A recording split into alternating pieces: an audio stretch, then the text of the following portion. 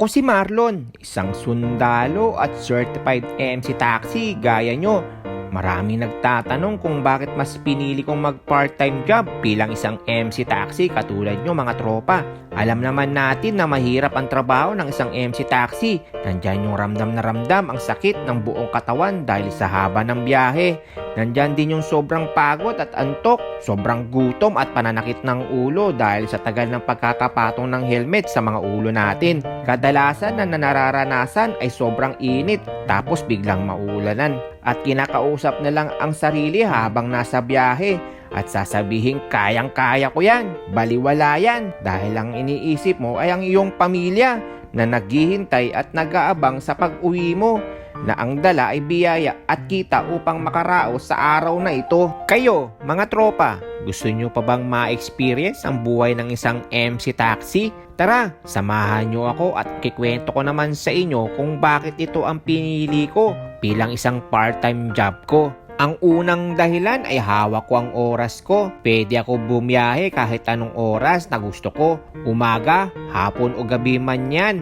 Ang pangalawa, wala akong sinusunod na oras na dapat akong pumasok. Ang pangatlo, wala akong amo. Malaya ako kung kailan ko gusto bumiyahe. Pang-apat, anligala tapos kumikita pa ako. Pang-lima, nagiging kaibigan ko ang lahat ng tao na nagiging pasahero ko at nakakasama ko sa gitna na ng mga biyahe ko.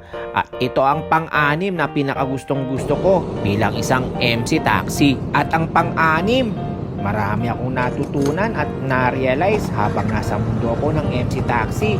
Tulad ng marunong makontento at magpasalamat kung magkano man ang biyaya o tip na ibinibigay nila. Ganun din ang pagtulong sa iba at natutunan ko rin dito ay ang pagiging pasensyoso at marunong makisama at makisalamuha sa iba. Sa buhay ng MC taxi, dito ko rin natutunan ang tunay na halaga ng piso sa bawat biyahe ko.